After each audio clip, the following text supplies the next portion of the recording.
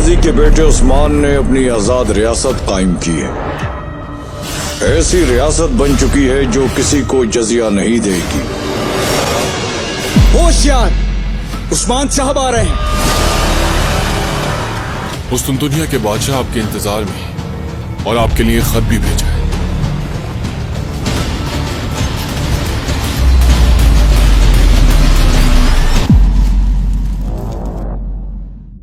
याद रखना, अगर उस लड़की को कुछ हुआ तो मैं हड्डियों से तुम्हारी खाल उधेड़ दूंगा और उसे किसी चौराहे पर लटका दूंगा।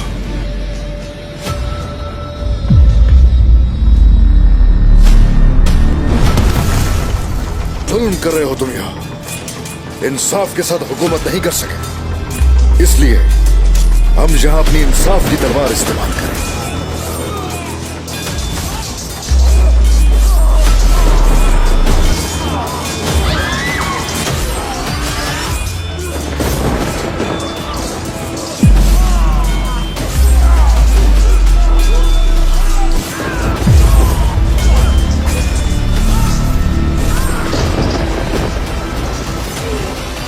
तैयार हो जाओ, हम कुस्तुनतुनिया जा रहे हैं।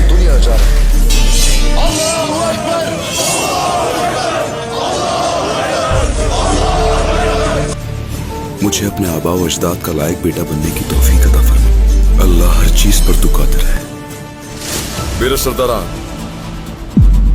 आपको छूने वाली मिट्टी भी सोना, सरहदों को लौट जाइए और मुतमईन होकर अपने झंडे लहराएं।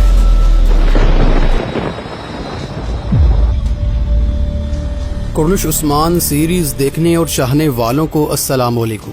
नाजरीन, कुर्नुश उस्मान के सीजन 5 का इंतजार खूब जोशो खरोश से जारी है, क्योंकि सीजन 5 से मद्दाहों और शायकीन को बहुत सारी उम्मीदें वाबस्ता हैं कि इस सीजन में माजी में की जाने वाली गलतियों को दोहराने की बजाय असल तारीख और हकायक पर मबनी कहानी को दिखाया जाएगा। लेकिन नाजरीन, क्या आपने इस बारे में सोचा है कि मालून खातून का किरदार अदा करने वाली अदाकारा जिसने सीजन 4 के आखिर में सीजन को खैरबाद कह दिया था, अगर इसकी जगह किसी और अदाकारा को सीरीज में शामिल ना किया गया, यानी मालून खातून के किरदार को भी बाकी कुछ किरदारों की तरह फरामोश कर दिया गया, तो फिर आपका रद्द-ए-अमल क्या होगा? इस हवाले से आप अपनी राय कमेंट्स में जरूर लिखिएगा। पिछली वीडियो में हमने सामसा चावश के हवाले से आपको एक बड़ी खबर दी थी कि आखिर अब इस किरदार की एंट्री कितनी जरूरी हो चुकी है। अगर आपने वो वीडियो नहीं देखी तो इस वीडियो के बाद आप वो वीडियो जरूर देखिएगा। और आज की वीडियो में हम बात कर लेते हैं कुछ उस्मानियों की तारीख के हवाले से।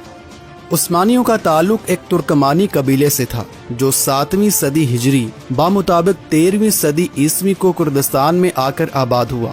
चंगेज खान की क़यादत में जब मंगोलों ने इराक और एशिया कोचक के मशरकी इलाकों पर हमले किए तो उस्मान का दादा सुलेमान अपने कबीले के साथ हिजरत करके कुर्दिस्तान से अनाज़ोल के इलाकों में आ बसा और इसी शहर को अपना मस्कन बनाया।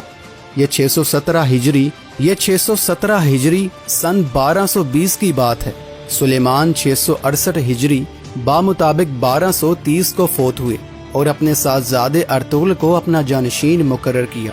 अर्तुगरुल अनाज़ोल से शुमाल मगरब की तरफ मुसलसल बढ़ता चला गया। उसके साथ तकरीबन 100 खानदान और 400 से ज्यादा शाह सवार थे। उस्मान का वालिद अर्तुगरुल जब अपने कबीले को लेकर मंगोलों के खतरे से बचने के लिए भागा तो उसकी तादाद 400 खानदानों से ज्यादा नहीं थी। रास्ते में एक मुकाम पर अचानक शोर बुलंद हुआ। अर्तुगरुल जब करीब पहुंचा तो देखा कि मुसलमानों और नुसरानियों के दरमियान जंग का मैदान सरगर्म है और बाज़ंतीनी ईसाई मुसलमानों को पीछे धकेल रहे हैं। अर्तुगरुल के पास इसके अलावा और कोई चारा नहीं था कि वो पूरी शुजाअत और बहादुरी के साथ आगे बढ़े और अपने हम मजहब और हम अकीदा भाइयों को इस मुश्किल से निकाले। अर्तुगरुल ने इस जोर से हमला किया कि नसरानियों के पांव उखड़ गए और इसकी पेशकदमी मुस्लिम लश्कर की फतह का सबब बनी। जब ये मार का कारजार खत्म हुआ तो सल्जूकी इस्लामी लश्कर के सिपा सालार ने अर्तुगरुल और उसके दस्ते की बरवक्त पेशकदमी की तहसीन की। उन्हें रोमी सरहदों के पड़ोस में अनाज़ोल की मगरबी सरहदों में एक जागीर अता की और इस तरह उन्हें मौका दिया कि वो रूमी इलाकों की तरफ पेशकदमी जारी रखते हुए सल्जूकी सल्तनत की तोसी का मौजब बने। सल्जूकियों को अर्तुगरुल और उसके कबीले की सूरत में एक ताकतवर हलीफ मिल चुका था। جس نے رومیوں کے خلاف جہاد میں ان کا پورا ساتھ دیا۔ اس ابھرتی ہوئی سلطنت اور سلاجقہ روم کے درمیان ایک گہرا تعلق پیدا ہو گیا، جس کا سبب رومی تھے، جو کہ ان کے مشترکہ دشمن تھے اور عقیدہ و مذہب میں دونوں کے مخالف تھے۔ ارطغرل جب تک زندہ رہا محبت کا یہ تعلق بھی باقی رہا، حتیٰ کہ جب 699 ہجری سن 1299 میں اس کا وصال ہوا تو اس نے اپنے بیٹے عثمان کو اپنا نائب مقرر کیا اور عثمان اراضی روم کی طرف پیش قدمی کر کے سلجوقی سلطنت کی توسیع کی سابقہ پالیسی پر قائم رہا۔ 656 ہجری بمطابق سن 1258 میں ارطغرل کے ہاں ایک بیٹا پیدا ہوا۔ والدین نے اس کا نام عثمان رکھا۔ اسی عثمان کی طرف عثمانی سلطنت منسوب کی جاتی ہے۔ یہ اسی سال کی بات ہے جس سال ہلاکو خان کی قیادت میں منگولوں نے عباسی خلافت کے دارالحکومت بغداد پر حملہ کیا۔ بڑے بڑے واقعات پیش آئے، مسلمانوں نے بڑی بڑی مصیبتیں دیکھی۔